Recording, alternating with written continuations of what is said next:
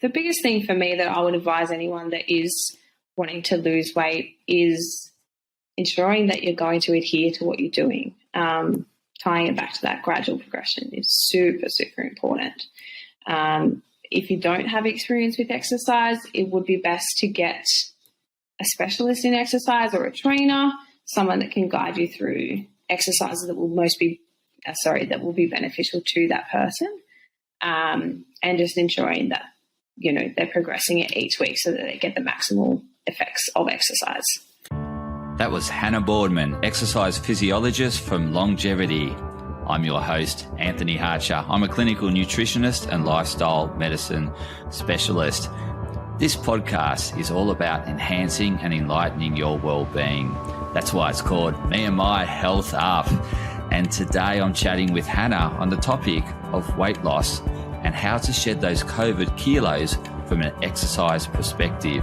So welcome, Hannah. How are you today? I'm good, thanks, Anthony. How are you going? Fantastic. It's so awesome to have you on the show. I've had some of your colleagues on the previous episodes back in the early days when I first started. So there was Ashley and Mitch both came on the show. And I had another member of your team too, Stephanie. That's it. Stephanie was also on the show as well. So so great to have exercise physiologists on the show and really talk about your area of expertise, because it's beyond my area of expertise. And today we're going to be talking weight loss, and particularly in the current circumstances, what we've just been through for New South Wales, and that period of lockdown where our routines were turned upside down.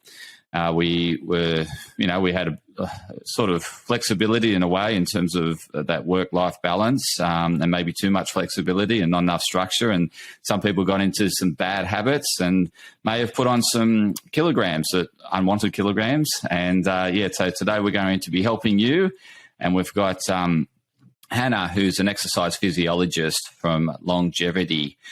So Hannah, please share with us, where does the weight actually go when we go through weight loss? Yeah, so basically, to put it in simple terms, we essentially exhale it. So when we exercise, basically we produce carbon dioxide and water.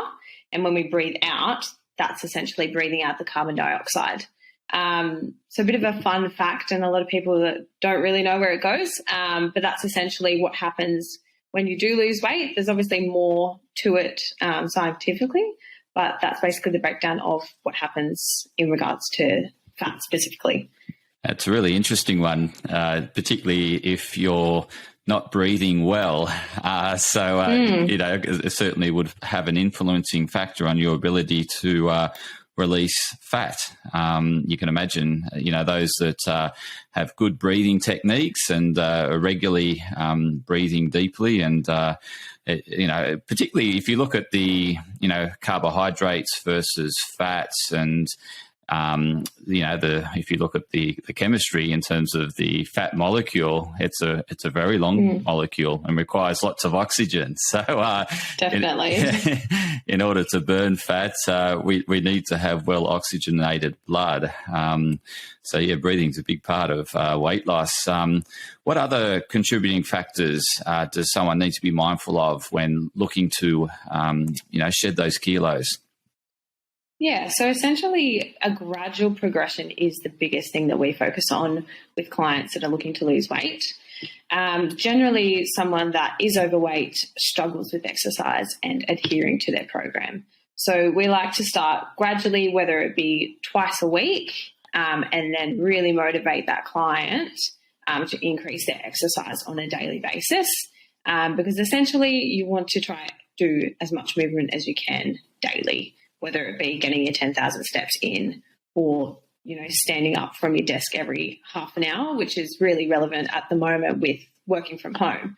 So they would be the first few steps, I guess, when we would see a client, is figuring out who the client is, what their experience with exercise is as well, and sort of making a judgment call on how best they will go with exercise with us to ensure that they do adhere to the program, because really that's what you want to achieve when exercising, because a lot of people start and they go really hard and then all of a sudden they fall off the wagon and go back to square one, essentially. So it's really about changing their behaviour and ensuring that they enjoy the exercise as well. That's one of the biggest, things when you are exercising. You want to enjoy what you're doing.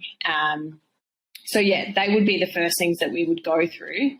And there's obviously various types of exercise when it comes to weight loss. A lot of people can get bogged down with one specific exercise that's going to make you lose a lot of weight in 1 week. But essentially, starting with any movement is the most beneficial. Tailoring that exercise to the individual is the key, essentially. So we try to do a combination of resistance training as well as aerobic. So resistance training is essentially using weights. So just general overall strength in the gym, or if you're doing it at home as well, that can basically increase muscle mass.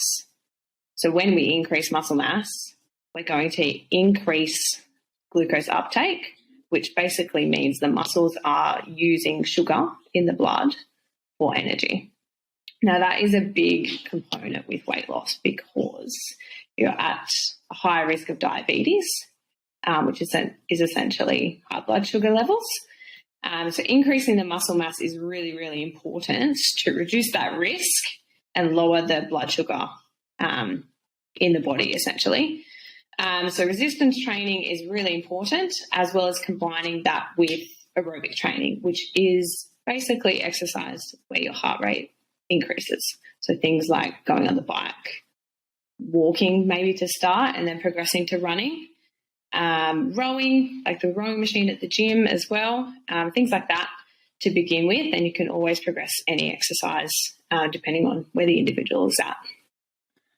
Yeah, so it's very much that individualised approach and tailoring the exercise therapy to their specific interests around movement, and also, what's going to fit in with their lifestyle. And obviously you also accommodate for those that may have those niggling injuries or concerns or past injuries that you don't want to obviously do any further damage. So your prescription is very tailored based on, I guess, those factors and many more in terms of your approach.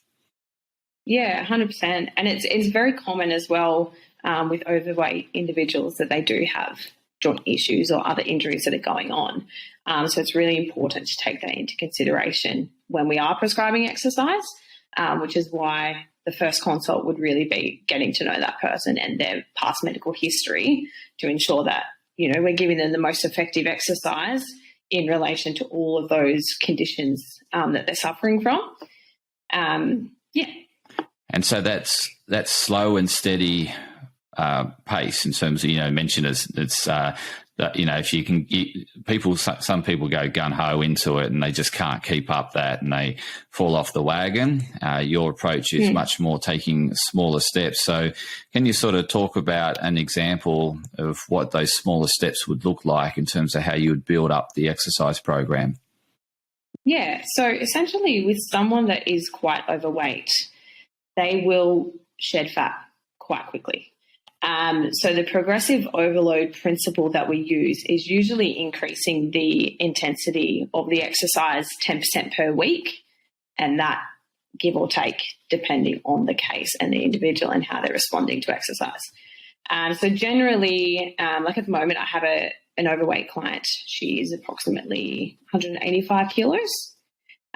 So we would usually start with someone of that size doing a simple sit to stand. So that's essentially standing up out of a chair can be really beneficial. You don't need to add any extra weight because they're already lifting 185 kilos off the chair.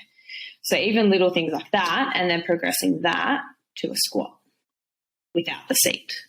And then after that, you would add extra weight to it. So little things like that are going to be beneficial in the sense that you progress it gradually depending on how they respond. So if they're getting knee pain after doing sit to stand, we taper it back a little bit.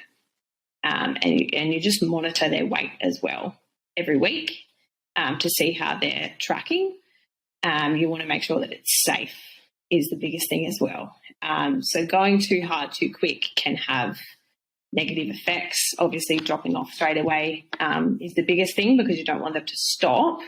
You want them to continue on with the program. So that's one thing, as well as the increased risk of injuries. So taking it slow can be really beneficial to adherence, injuries, and essentially you're going to lose weight with exercise regardless. So any movement is good to start with, and then you can progress it gradually over time. Because that slow pace makes you want to come back for more. Whereas, if you have a really tough session, people's, thinking, well, they'll wake up the next morning thinking, I don't want to do that again. And essentially, I guess the adherence to the plan is going to be, not as great if you're flogging someone versus that, small steps that is very achievable, and they can, see benefit as they go along the journey. But it's not trying to go from zero to hero in one. Yeah, definitely. Yeah, and I think a lot of my clients particularly are scared in the initial consult because they think I'm going to push them really hard like a general trainer, whereas our motive is easing it in. Building up their trust is a huge thing as well. Ensuring that they understand that we're not going to make them do anything without their consent for starters, and anything that will be unsafe, because generally when you are overweight, you're at higher risk of, increased blood pressure, cardiovascular issues involving the heart.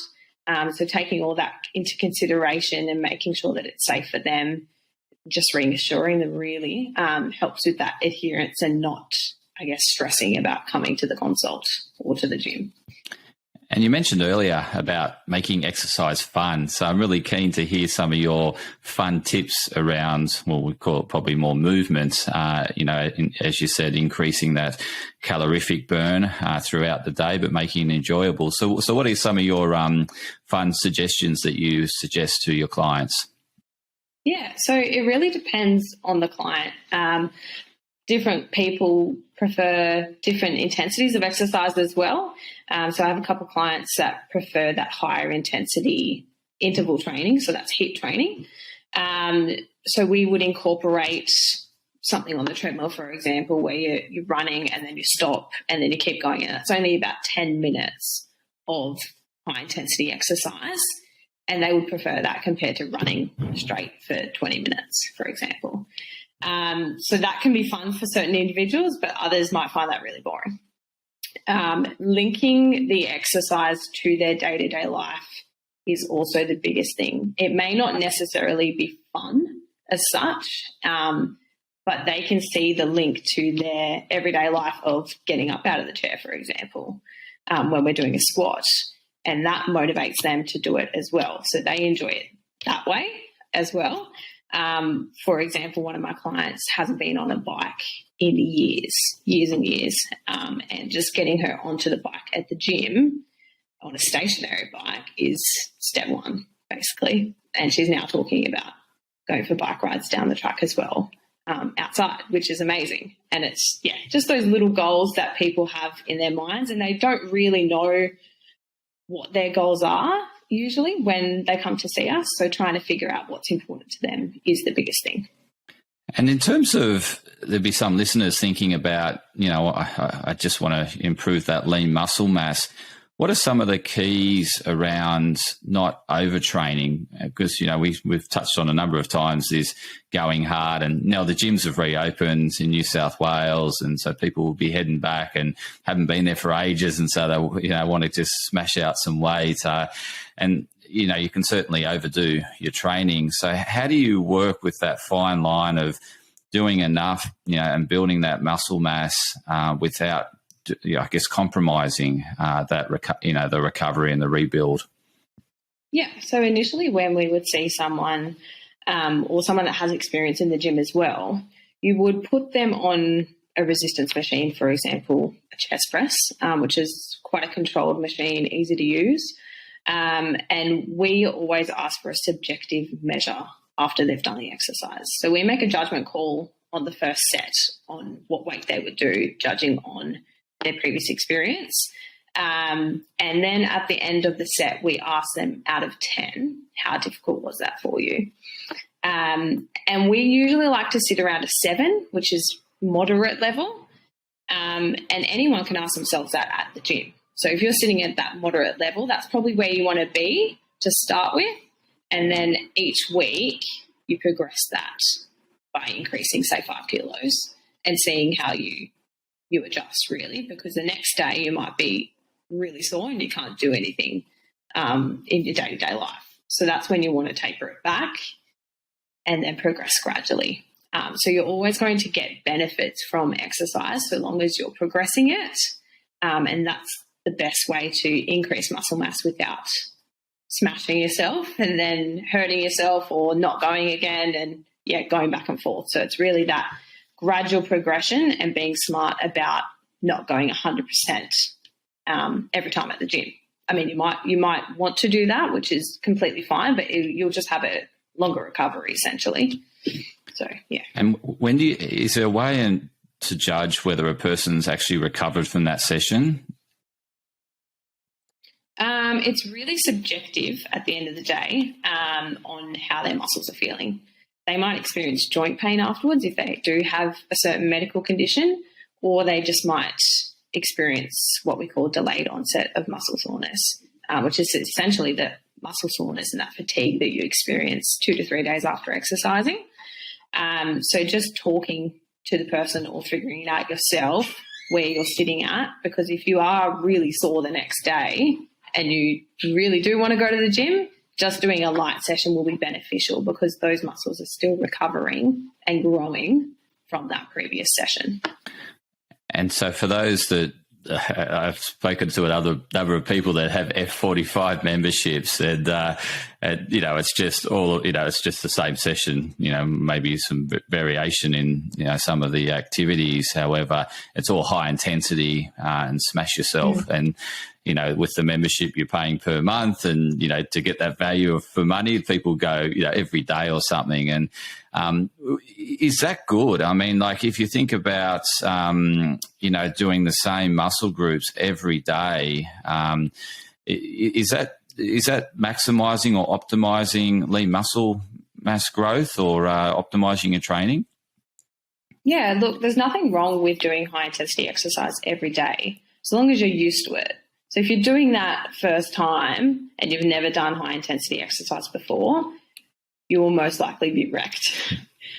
So what you want to do, like I said, that progression. But if you're at that high level already, nothing wrong with doing high intensity exercise so long as you're eating properly, which I'm sure you could probably elaborate on that being a dietitian, and at least having one rest day a week. So you should always have one day a week that you do just let your body rest. And that could even just be going for a walk, just something that's lighter and not that extremely high intensity that you usually do throughout the week.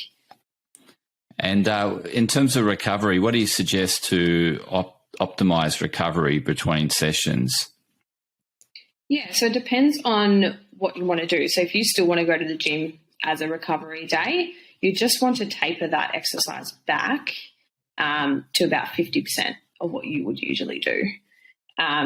So say you're lifting 100 kilo for a squat, just bringing it back to 50. So you're still moving, muscles are still working, but you're just not at that higher intensity.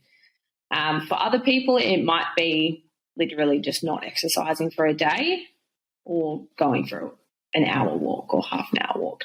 It really depends on the individual, as well as ensuring that you've got adequate protein in your diet too, which I'm sure you would advise for your clients. But yeah, those would be the 3 key things that I would advise for someone who is going that high intensity 6 days a week. Excellent. And you are a big advocate for multidisciplinary approach around weight loss. You want to explain your approach around that and why it's important?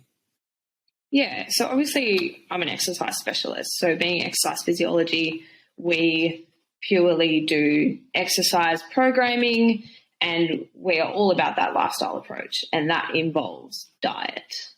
which is a huge component of weight loss, as you would know. So if I do have a weight loss client, they're either already seeing a dietitian or I advise them to see a dietitian. That will essentially just maximize their goals and what they're trying to achieve, because you really want that negative energy effect. So burning more than what you're intaking, as long as it's safe. But that's really going to maximize the effects of exercise and ensure that they're doing it in a safe manner as well. Yeah, fantastic. And is there any other therapies that you recommend, in terms of that recovery or just helping with flexibility or mobility to help the individual to optimize their training? Yeah, so combining that aerobic exercise that I was discussing before with resistance training is really important. Flexibility wouldn't be high on the list for weight loss, but some people might find it beneficial to stretch at the end of their exercise routine. I know I do, but other people might not feel like it's necessary. They might not feel tight. However, if they are, that's more than beneficial to add into their program. However, I don't really come across that in my clientele as of yet, that it's been necessary. I would, I guess, put other things at a higher importance during that hour to really maximise the effect of the exercise session. So, yeah, other than that, just combining those resistance-based exercises with cardio training. So the bike, for example, is your safest bet for most individuals because it's a nice controlled movement. Good for your legs, good for your knees, whereas a lot of overweight people can be quite anxious getting on the treadmill as well. That is if you're doing something in the gym. But, yeah, other than that, just really listening to the client, what they need, and figuring out the best exercises for them, because there is no one exercise that is great for everyone. Like I said, just that simple sit to stand can be really beneficial for someone that has knee pain or, struggles to get out of a chair. So they would be the biggest things that I would recommend. I know you just said it was individual, but I was wondering if there was a specific exercise that you generally see more people getting more benefit from. Like at the moment, in terms of a nutritional point of view, people are seeing a lot of benefit around that intermittent fasting or time restricted feeding around their eating. But it's, horses for courses. Not everyone gets that great benefit. And some people actually don't get a benefit at all, and some, actually go in the other direction. Is there a particular exercise that you would say that for the general population is really advantageous for weight loss? Yeah, so HIIT training and moderate intensity continuous training has also been considered very effective for weight loss. Neither two have been proven more effective, but yeah, it comes back to the individual. So if they prefer HIIT training, which I enjoy prescribing to a lot of my overweight clients, because you do that 10 seconds of hard work and then they get to rest, and it's really motivational in that sense as well. So generally that would be my recommendation, as long as it's safe and they're enjoying it, as well as they don't have any contraindications in the sense that, you're not making them run. So, for example, I would put them on the bike initially if they're able to, and do 20 seconds fast pedaling, 20 seconds slow, and then continue that for 5 minutes. And that would be, I think, the most enjoyable that most of my clients would find. But breaking that up as well. So what I do in my prescription is do a 5-minute warm-up on the bike, then we go away and do a bit of strength training. So that would be bigger body movements. So a seated row, for example, so you're targeting those big back muscles. Then you would do legs. So that sit to stand is something for a client that is more beginner level. Otherwise, you could do a leg press, for example. So again, that comes back to the big muscle groups. And then I'll go back to the bike. So breaking up that cardio if their fitness level is quite poor. Alternatively, if their fitness level is pretty good, you could basically do 20 minutes on the bike with those sprints in the protocol. And what are the definitions around HIIT training? Because, when I mentioned time restricted feeding, there's, it's not a definitive, there's a range of which you can do it that's effective, that's proven effective through research. Is high intensity the same in terms of there's different ways of doing it?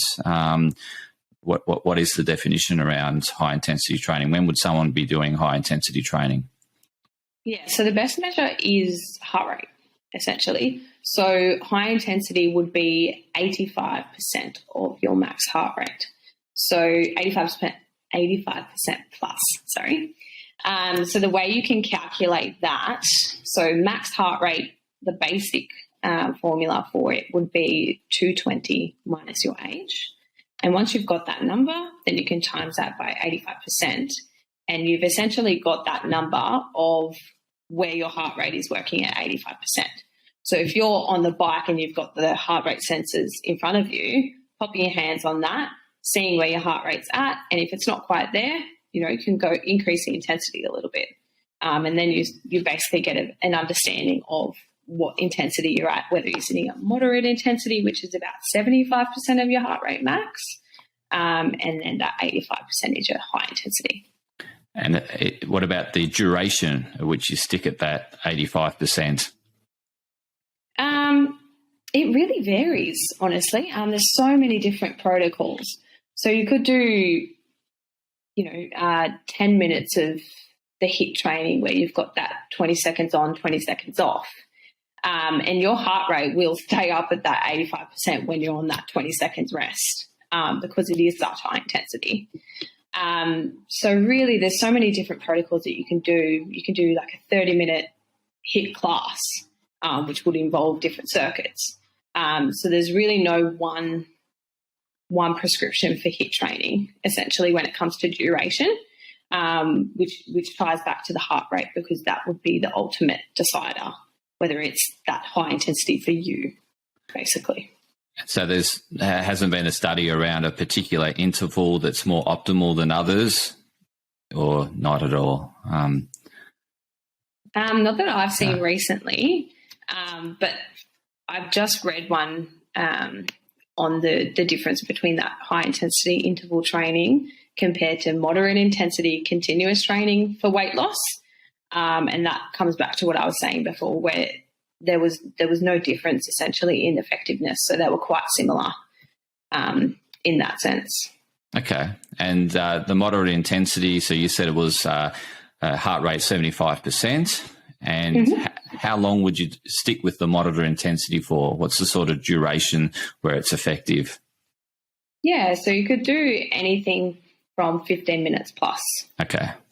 So probably no more than an hour, but you could go for a moderate intensity run for approximately half an hour, and then you could come into strength training as well at a moderate intensity. That ties into a different type of training because that moderate intensity continuous training, lots of words, is mainly aerobic based. So that would be your bike or your running or your row machine. Yeah, I couldn't imagine. Is it possible to get it walking? I guess speed walkers can, but is walking would be more low to moderate? Depends on the individual and their fitness level. Okay. So if you've got someone that's 190 kilos, walking can actually be high intensity. Yeah. It just comes back to that heart rate and ensuring that they are exercising at a safe intensity for that person, basically. Fantastic. Is there anything else you'd like to share with the listeners before we wrap up? No, I think we've covered everything. The biggest thing for me that I would advise anyone that is wanting to lose weight is ensuring that you're going to adhere to what you're doing. Tying it back to that gradual progression is super, super important. If you don't have experience with exercise, it would be best to get a specialist in exercise or a trainer, someone that can guide you through exercises that will be beneficial to that person, and just ensuring that, they're progressing it each week so that they get the maximal effects of exercise. And how can listeners best connect with you?